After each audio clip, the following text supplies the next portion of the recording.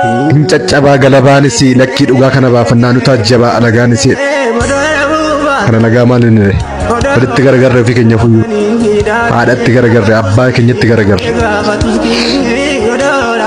waggaa shaniif waggaa ja'aaf waggaa afuriif ilmaan isaanii agabuu bulchanii dheebossanii beelessanii qaama hidhatee lolu lamaaniif walqixa kennaa fi qaama hidhatee lolu lamaan walqixa ija tokkoon ilaalaa kanaa walman haadhaa kanaa oolman abbaa ayyoon kuni goota dhaadhamnaan hin qabdu gurgurattee fixxeetti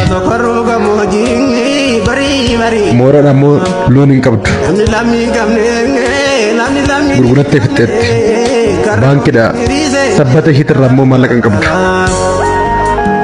of biraa ammoo daa'ima hin qabdu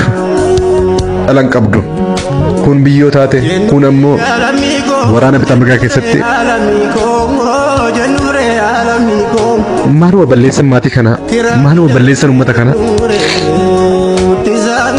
balleessan saba kana balleessan ummata kana maalinni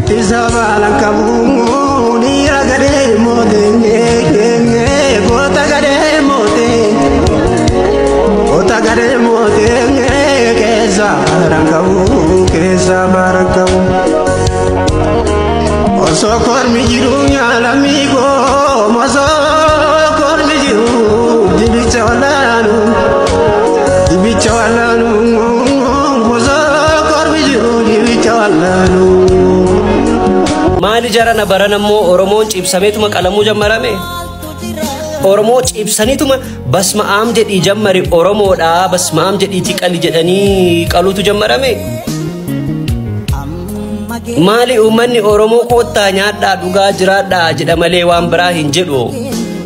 Ummanni salaalees gaaffiinsaa qotachuun dadhabe nagaan dhabe ijoollee koo guddisuun dadhabe jedhe malee waan biraa hin jenne kanuma eegsisuun baay'ee ulfaataa mangisti.